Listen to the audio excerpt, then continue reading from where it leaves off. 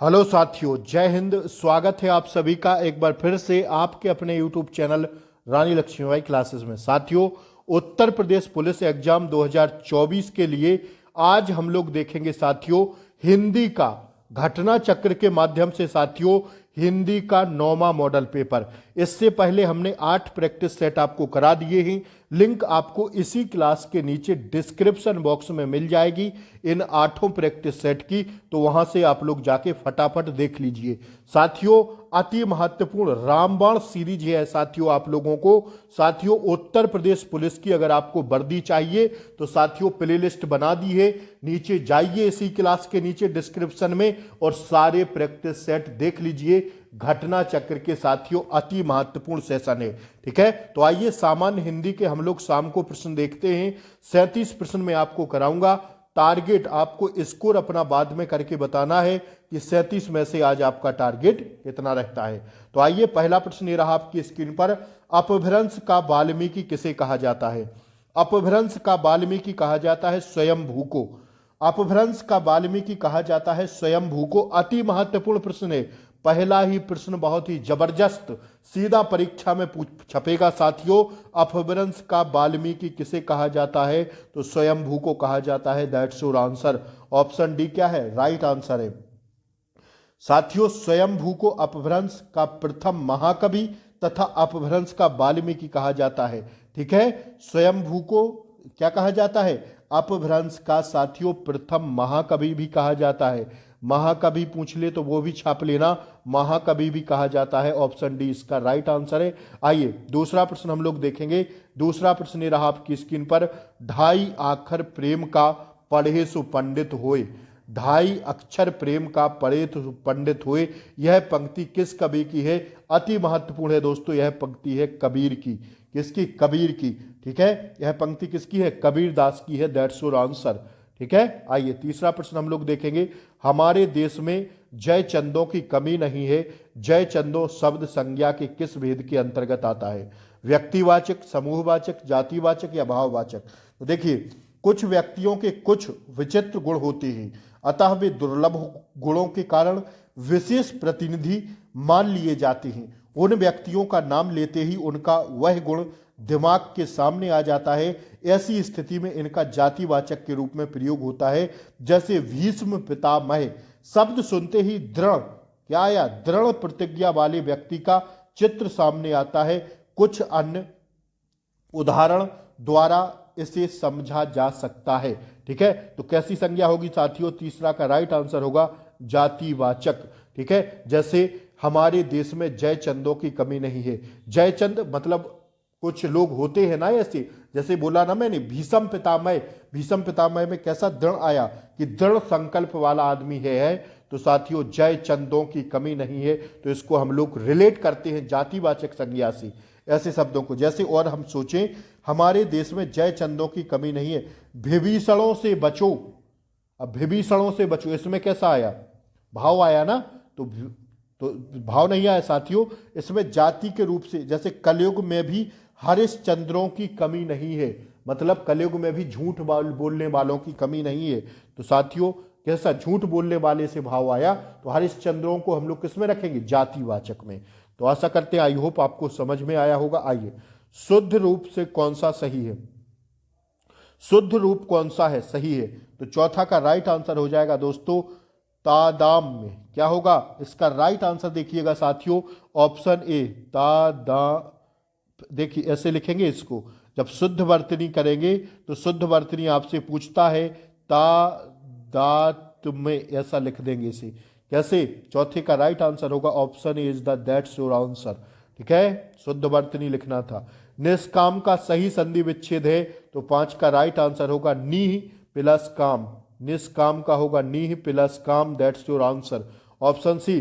5वें में कौन सी संधि हो जाएगी? तो साथियों इसमें विसर्ग संधि का उदाहरण ही है। किसका? विसर्ग, जहां पर ये दोनों बिंदी लगी दिखाई दे, नीही पाहा, जहां पर भी दोनों बिंदी लगे वहां पर विसर्ग संधि लगा देना। आंख बंद करके आपका सही आंसर हो जाएगा। ठीक है, अनुगमन में समास है। अनुगमन में कौन सा समास है? तो 6 का राइट आंसर होगा अव्ययी भाव समास। कौन सा समास है? अव्ययी भाव समास है दोस्तों। ठीक है, अनुगमन में कौन सा समास है? अव्ययी भाव। गमन के पीछे गमन, ठीक है, गमन के पीछे गमन, इसका विग्रह करेंगे तो गमन के पीछे गमन। और उदाहरण अगर जैसे हम लोग देखें अव्ययी भाव समास के तो आता है अनुदिनम, प्रतिदिनम, दिनम दिनम दिनम प्रति, संताप, विशेष आकार का ताप, संस्कार, उचित रूप से कार्य करना, विमाता, माता के भिन्न माता। तो दैट्स योर आंसर। अव्ययी भाव समास के सारे उदाहरण थे। आइए 7वां प्रश्न देखिए, लिंग की दृष्टि से दही क्या है? पुल्लिंग, स्त्रीलिंग, नपुंसकलिंग या उभयलिंग? तो लिंग की दृष्टि से, ठीक है, जेंडर की दृष्टि से दही क्या होगा? भैया दही हो जाएगा आपका, किस में आएगा? पुल्लिंग में आएगा, ऑप्शन बी में आएगा, ठीक है, किसमें आएगा? पुल्लिंग में आएगा। आइए बढ़ते हम लोग आगे, अगला प्रश्न देखें, विलोम की दृष्टि से एक युग्म अशुद्ध है। एक युग्म अशुद्ध है दोस्तों, क्या है? एक युग्म अशुद्ध है। गमन, आगमन। देखिए इसमें 8 का राइट आंसर होगा ऑप्शन सी, आमिष का सामिस नहीं होगा, ठीक है। आमिष का सामिस तो समानार्थी शब्द है जिसका अर्थ मांस, मांसाहारी, मांस से युक्त होता है। आमिष का सामिस का विलोम निरामिष होता है। क्या होता है? आमिष का निरामिष होता है। क्या होगा? आमिष व सामिस का विलोम क्या होगा? निरामिष होगा, ध्यान रखिएगा, ठीक है। बाकी ये तीनों सही हैं। व्यास का समास, ठीक है, निषिद्ध का विहित व गमन का आगमन, यह तीनों विलोम शब्द सही है।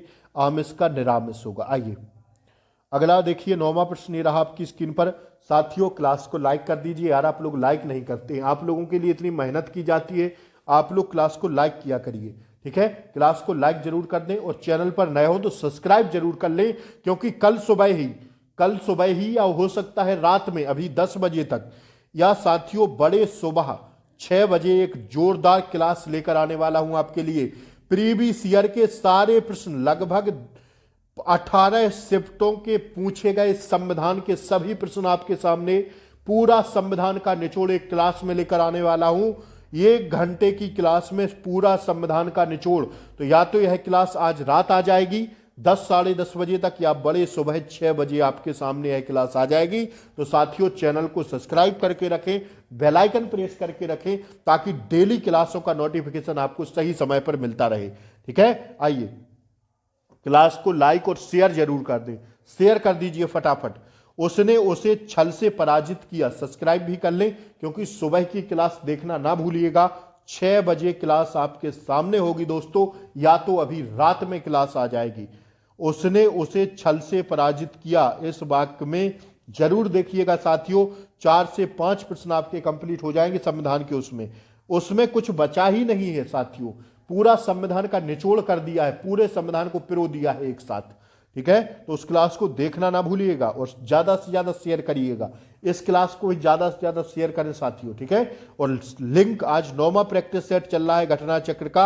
8 प्रैक्टिस सेट देखना चाहते हो तो लिंक पर जाइए, नीचे इसी क्लास के नीचे डिस्क्रिप्शन बॉक्स में जाइए और 8 प्रैक्टिस सेट कर लीजिए साथियों। बात मानिए मेरी, आपका साथियों एग्जाम हर हाल में निकलेगा। बस आप लोग सारे प्रैक्टिस सेट मेरे साथ कर लीजिए परीक्षा तक, ठीक है। आइए, उसने उसे छल से पराजित किया, इस वाक्य में छल शब्द में कौन सा कारक है? तो 9 इज द राइट आंसर होगा साथियों, 9 का ऑप्शन बी, करण कारक, ठीक है। उसने उसे छल से पराजित किया, इस वाक्य में छल शब्द में कौन सा कारक है? तो करण कारक है, ठीक है। ऑप्शन बी क्या है? राइट आंसर है। अब देखिए अगला प्रश्न, निम्नलिखित में से कौन सा अल्प विराम चिन्ह है? अल्प विराम चिन्ह बताइए साथियों। उसमें देखिए यह तो होगा पूर्ण विराम, ठीक है, और यह कौन सा होगा साथियों? यह होगा अल्प विराम। कौन सा होगा? अल्प विराम। भैया कौन सा होगा? अल्प विराम होगा। पूर्ण विराम होगा आपका इसमें कौन सा? पूर्ण विराम होगा। यह क्या पूछा था? अल्प विराम पूछा था ना, तो ऑप्शन सी हो जाएगा, ठीक है। और यह कौन सा है? यह बताइएगा। अच्छा ये बताइए, ये कौन सा होगा? अर्ध विराम। अर्ध विराम होगा ये चिन्ह, ठीक है, अर्ध विराम में आएगा यह। तो साथियों अल्प विराम होगा यह, ऑप्शन सी, ठीक है ना। 10 का राइट आंसर हो जाएगा ऑप्शन सी। आइए देखिए अगला, मोहन ने पढ़ा है, इस वाक्य में संदिग्ध भूतकाल में होता है क्या? मोहन ने पढ़ा है, मोहन ने पढ़ा, मोहन ने पढ़ा होगा, तो 11 का राइट आंसर होगा मोहन ने पढ़ा होगा। संदिग्ध भूतकाल बनाएंगे तो क्या हो जाएगा? मोहन ने पढ़ा होगा, ठीक है, भूतकाल में चला जाएगा। आइए, राम रोटी नहीं खाता है, इस वाक्य में कर्म वाक्य वाच्य कर्म रूप है। राम रोटी नहीं खाता है, इस वाक्य का कर्म वाच्य रूप है। राम से रोटी खाई जाती है, राम ने रोटी खाई, राम रोटी खाएगा, या राम से रोटी नहीं खाई जाती है। तो 12 का राइट आंसर हो जाएगा ऑप्शन डी, राम से रोटी नहीं खाई जाती है। क्या? राम से रोटी नहीं खाई जाती है, मतलब राम रोटी नहीं खाता है, तो मतलब जब से हम लोग कर्म वाच्य में बनाएंगे तो बनाएंगे कर राम से रोटी नहीं खाई जाती है। सारे प्रश्न लिखते चलिएगा, बाद में टारगेट करना ना भूलें। आज 37 में से आप लोगों का टारगेट कितना रहता है, ठीक है, तो विशेष ध्यान रखिए, टारगेट करना ना भूलिए। अरुणमा ने में कौन सा प्रत्यय है? अरुणमा में प्रत्यय कौन सा है? तो उपसर्ग शब्द के पहले और प्रत्यय शब्द के बाद लगाए जाते हैं। सारे पॉइंटों को ध्यान रखिएगा, उपसर्ग शब्द के पहले लगेगा, प्रत्यय शब्द के बाद में लगेगा। तो 13 का राइट आंसर हो जाएगा ऑप्शन सी, इमा, ठीक है। अरुणिमा में कौन सा होगा साथियों? अरुणिमा में होगा इमा, ठीक है, इमा, इम प्लस आ, ठीक है, इमा। तो ऑप्शन सी क्या हो जाएगा? राइट आंसर हो जाएगा। 13 का राइट आंसर होगा ऑप्शन सी, ठीक है। आइए बढ़ेंगे हम लोग अगले प्रश्न की ओर, देखेंगे 14वां प्रश्न। ये रहा आपकी स्क्रीन पर 14वां प्रश्न। परामर्श में किस उपसर्ग का प्रयोग हुआ है? परामर्श, उपसर्ग शब्द के पहले और प्रत्यय शब्द के बाद। तो परामर्श में कौन सा हो जाएगा साथियों? ऑप्शन ए, परा, ठीक है, परामर्श। परामर्श में क्या हो जाएगा? ऑप्शन ए, ठीक है, ऑप्शन ए क्या हो जाएगा? राइट आंसर हो जाएगा। 14 का हम लोग भैया ऑप्शन ए पर जाएंगे। आइए, पंडित का पर्यायवाची नहीं है, तो पंडित का पर्यायवाची शब्द नहीं होगा, ऑप्शन बी, दामिनी, ठीक है। कोविद होगा, बुद्ध होगा, प्राज्ञ होगा, पंडित के तीनों पर्यायवाची होंगे।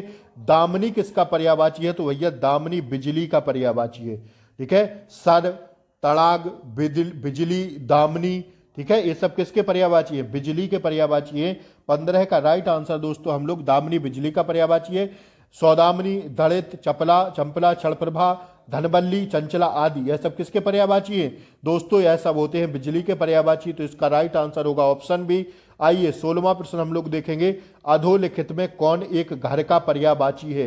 तो घर का होगा साथियों 16 का राइट आंसर होगा, घर के पर्यायवाची होते हैं गृह, सदन, आयत, निकेतन, भवन, निलय, मंदिर, धाम इत्यादि। तो इसमें क्या दिख रहा है हमें? 16 का राइट आंसर हो जाएगा ऑप्शन ए, अयन, ठीक है। घर का पर्यायवाची क्या होगा? अयन, दैट्स योर आंसर, ठीक है। आइए, समिष्ट का विलोमार्थी शब्द है, समिष्ट का क्या होगा? समिष्ट का हो जाएगा भैया व्यष्टि, ठीक है, व्यष्टि, ठीक है, समिष्ट का व्यष्टि। ऑप्शन बी इसका क्या है? राइट आंसर है। आइए 18वां प्रश्न देखिएगा फटाफट से। 18वां प्रश्न कह रहा है, दीन दुखियों को भोजन देने की व्यवस्था, वाक्यांश के लिए एक शब्द में लिखेंगे क्या? दीन दुखियों को भोजन देने की व्यवस्था सदावर्त, क्या होगी? सदावर्त, ठीक है। दीन दुखियों को भोजन देने की व्यवस्था सदावर्त होगी। एक साथ कई लोगों के लिए भोजन देने की व्यवस्था भंडारा, ठीक है, भंडारा, ठीक है, ध्यान रखिएगा। और धर्म के प्रति किया गया कार्य धर्मार्थ, ठीक है। तो सारे पॉइंट हम लोगों ने समझे। आइए 19वां प्रश्न देखिए। हाथी की पीठ पर रखे जाने वाला आसन, उसको क्या कहते हैं? अति महत्वपूर्ण है साथियों, ट्रिपल स्टार लगाइए। हाथी की पीठ पर रखे जाने वाले आसन को क्या कहते हैं? तो 19 का राइट आंसर हो जाएगा ऑप्शन सी, हौदा, क्या कहते हैं इसको? हौदा, that's your answer, option C क्या है? राइट आंसर है। आइए, आंखें बिछाना मुहावरे का सही अर्थ क्या होगा? आंखें बिछाना मुहावरे का सही अर्थ होगा हृदय से आदर करना, ठीक है, क्या होगा? हृदय से आदर करना। ऑप्शन डी क्या हो जाएगा? राइट आंसर हो जाएगा। आइए, निम्नलिखित में से एक युग्म अशुद्ध है, वह कौन सा है? सौदागर फारसी शब्द, 21 का राइट आंसर बताइए। इसकी सौदागर देखिए फारसी शब्द है, समन अंग्रेजी शब्द है, किताब अरबी शब्द है। अलमारी साथियों को क्या होगा? यह साथियों अशुद्ध हो जाएगा, क्योंकि अलमारी क्या है दोस्तों? अलमारी साथियों, अलमारी गोभी, अनानास, स्त्री, इस्पात, कप्तान, कमरा, काज, काफी, काजू, गम्मा, गोबाम, पिस्तौल, आलपीन इत्यादि पुर्तगाली शब्द हैं, ठीक है। कौन शब्द है? यह पुर्तगाली शब्द है। सारे को सारों को याद रखिएगा। ठीक है, अगला प्रश्न देखिए 22वां, निम्नलिखित में से कौन सा शब्द तद्भव है? तद्भव शब्द और तत्सम शब्द आपको याद करना पड़ेगा साथियों, आपसे पूछा जा रहा है कौन सा शब्द तद्भव है। तो 22 का राइट आंसर है दोस्तों ऑप्शन डी, कोयल। ठीक है, कोयल कैसा शब्द है? तद्भव है, बाकी सब तत्सम है। ठीक है, आइए, एक वाक्य शुद्ध है, इनमें से बताना है कि कौन सा वाक्य शुद्ध है। तो 23 का राइट आंसर हो जाएगा दोस्तों कौन सा? ऑप्शन बी, वहां मिष्ठान की बड़ी दुकान है। ठीक है, यह वाक्य क्या है? यह वाक्य शुद्ध है, ऑप्शन बी क्या हो जाएगा? राइट आंसर हो जाएगा। 23 का राइट आंसर क्या होगा? आपकी राय काम जरूरी है, गलत है। भारत कश्मीर में लगातार कन्याकुमारी तक फैला, गलत है। ये तीनों गलत है दोस्तों, ऑप्शन बी क्या है? वहां मिष्ठान की बड़ी दुकान है, यही सही है। आइए, डैश डैश डैश के कारण में रस्सी को सांप समझ बैठा, तो किसके कारण? संदेह, भ्रम, भय या जिज्ञासा। 24 इज द राइट आंसर दोस्तों, ऑप्शन डी, भ्रम के कारण में क्या रस्सी को सांप समझ बैठा। संदेह मत लगा देना, भ्रम हुआ ना, भ्रम, भ्रम उत्पन्न हुआ, ना कि संदेह। ठीक है, आइए, हंस का संप्रदान क्या होगा? हंस का संप्रदान होगा, प्रेमचंद ने, अमृत राय ने, इनमें से सभी ने। हंस का संप्रदान 25 का राइट आंसर होगा आपका, हंस का संप्रदान। मुंशी प्रेमचंद ने साहित्यिक पत्रिका हंस की स्थापना, हंस का संपादन, सॉरी दोस्तों, संप्रदान हम बोल रहे हैं, संप्रदान, संपादन किया, हंस का संपादन किया था, वही हम कंफ्यूजन रहे, हम कहें यार क्या हो गया इस प्रश्न में। देखिए 25, सॉरी माफी चाहेंगे आप लोगों से, क्षमा चाहेंगे भैया, क्षमा कर दीजिएगा। हंस का संपादन किया किसने? हंस। तो 25 का राइट आंसर होगा मुंशी प्रेमचंद ने। किसने? मुंशी प्रेमचंद ने। कब किया? 1930 में किया, बनारस में की थी। ठीक है, ध्यान रखिएगा। स्थापना वर्ष कब है हंस की? हंस की स्थापना वर्ष है 1930। कहां से? बनारस से। आइए 26वां प्रश्न देखिए, नीचे दिए गए वह भाग ज्ञात करें जिसमें कोई त्रुटि है, यदि कोई त्रुटि नहीं है तो कोई त्रुटि नहीं है चुने। बसंत के आगमन से ही शीत की कोप अदृश्य हो गया, इसमें त्रुटि दिख रही है। ठीक है, 26 का राइट आंसर हो जाएगा ऑप्शन सी, दूसरे वाले में त्रुटि दिख रही, अदृश्य हो गया, अदृश्य हो गई। देखिए इसको क्या होगा राइट आंसर भैया इसका? उपर्युक्त वाक्य में से ही शीघ्र की कोप वाक्यांश का प्रयोग त्रुटिपूर्ण है। ठीक है, से ही शीत की कोप, ठीक है, यह त्रुटिपूर्ण है, यही त्रुटिपूर्ण है दूसरा वाला। तो ऑप्शन सी क्या है? राइट आंसर है। इसके स्थान पर होना चाहिए था वसंत के आगमन से ही शीत का कोप, शीत की कोप नहीं, शीत का कोप। ठीक है, आइए, शीत का कोप अदृश्य हो गया, तो सी इसका राइट आंसर है। आइए अगला प्रश्न देखते हैं, आकाश में बादल छाए हुए हैं, कौन सा शब्द रेखांकित शब्द का पर्यायवाची नहीं है? बादल का पर्यायवाची नहीं है। मेघ होता है, पयोधर होता है। 27 का राइट आंसर हो जाएगा दोस्तों कौन सा? ऑप्शन बी, बाग देवी नहीं है, जलधर भी है। ठीक है, तो 20 का राइट आंसर है। आइए 28वां प्रश्न देखिए, 27 हो गया ना, 28 देखिए। आइए, जयपुरी का स्थानीय नाम है, यह है ऑप्शन सी, डूंडाड़ी, डूंडाड़ी। ठीक है, जयपुरी का स्थायी नाम है डूंडाड़ी। आइए, ज्ञानपीठ पुरस्कार किस भाषा से संबंधित है? ज्ञानपीठ पुरस्कार अति महत्वपूर्ण है, अति महत्वपूर्ण है। देखिए इस प्रश्न को, 29 का राइट आंसर होगा ऑप्शन सी, संविधान की 8वीं अनुसूची की सभी भाषाओं से। ठीक है, कितनी भाषाएं हैं भैया? 22 भाषाएं हैं भारतीय संविधान की 8वीं अनुसूची में, भाषाओं से संबंधित है 8वीं अनुसूची। तो भैया संविधान की 8वीं अनुसूची की सभी भाषाओं से संबंधित है क्या? ज्ञानपीठ पुरस्कार। 29 is the right answer, option D. 30वां प्रश्न हम लोग देखेंगे, साकेत महाकाव्य के रचयिता हैं कौन? साकेत महाकाव्य के रचयिता है मैथिली शरण गुप्त जी। ठीक है, ऑप्शन सी क्या है? राइट आंसर है। इनकी अन्य रचनाएं और भी हैं, यशोधरा, जय जयद्रथवध, रंग के रंग, भारत भारती, पंचवटी आदि। ठीक है। अगर हम लोग जयशंकर प्रसाद की बात करते हैं तो इनकी रचनाएं हैं दोस्तों कौन कौन सी? कामायनी, उर्वशी, आंसू। कामायनी पूछ लिया था। ठीक है, कामायनी पूछा था 2018 पुलिस पेपर में। ठीक है, ध्यान रखिएगा। तो कामायनी है किसकी? जयशंकर प्रसाद की। कौन कौन सी है? कामायनी है, ठीक है, उर्वशी है, आंसू है, झरना है, लहर आदि। सुमित्रानंदन पंत की बात करें तो इनकी है साथियों चिदम्बरा, पल्लव, उत्तरा, लोकायतन, युगवाणी, ग्राम्या आदि। और नागार्जुन की है साथियों कौन कौन सी? अकाल और उसके बाद युगधारा, भसमांकुर, भसमांकुर। ठीक है, तो यह इनकी थी, सारी हम लोगों ने देखी। आइए, जेते तुम तारे, जेते तुम तारे, तेरे नभ में ना तारे हैं। इस वाक्य में पंक्ति में दिए गए विकल्पों में से कौन सा अलंकार है? जेते तुम तारे, तेते नभ में ना तारे हैं। तो जैसे तुम तारे, तेते तब में नाचारे, इस वाक्य में है यमक अलंकार। ठीक है, कौन सा? यमक अलंकार। जब वाक्य में एक शब्द या एक से अधिक बार प्रयोग हो और प्रत्येक बार उनका अर्थ प्रसरानुसार निम्न में भिन्न भिन्न हो, तब जाके कौन सा अलंकार होता है? यमक अलंकार होता है। That's your answer. ठीक है, 31 का राइट आंसर क्या हो गया? Option C. अब हम लोग आ गए हैं भैया पहले ग्राफ पर। पहला ग्राफ हम लोग देखेंगे, 5 प्रश्न इसमें हम लोग करेंगे 32 से 36 तक। ठीक है, 5 प्रश्न देखेंगे, बड़े ही आराम से धैर्यपूर्वक सुनिएगा, मैं साथियों पढ़ रहा हूं। आइए, साहस की जिंदगी सबसे बड़ी जिंदगी होती है। ऐसी जिंदगी की सबसे बड़ी पहचान यह है कि वह बिल्कुल निडर, बिल्कुल बेखौफ होती है। साहस मनुष्य की पहली पहचान है कि वह इस बात की चिंता नहीं करता कि तमाशा देखने वाले लोग उसके बारे में क्या सोच रहे हैं। ठीक है, दूसरे की परवाह किए बगैर जीने वाला आदमी दुनिया की असली ताकत होता है। और मनुष्यता को प्रकाश भी ऐसे ही आदमी से मिलता है। साहसी मनुष्य उन सपनों में भी हंस हंस लेता है जिनका कोई व्यवहारिक अर्थ नहीं है।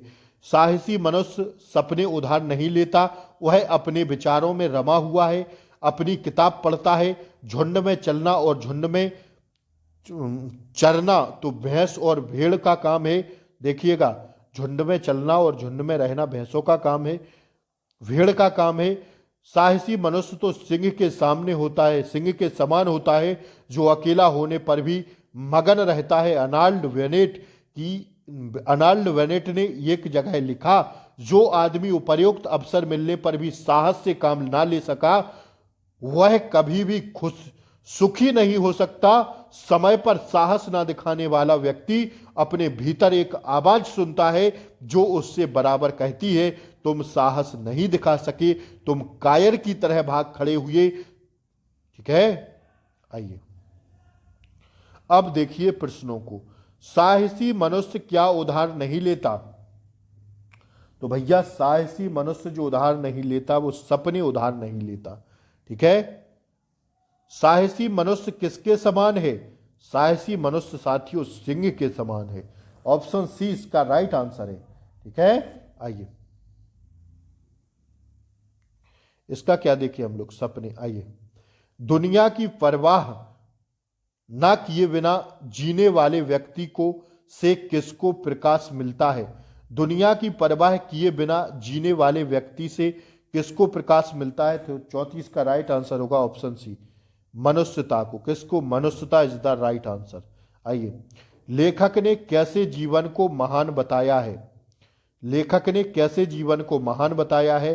तो दोस्तों 35 का राइट आंसर हो जाएगा ऑप्शन थी, हिम्मती जीवन को लेखक ने महान बताया है। आइए, कौन सा प्रश्न होगा अब?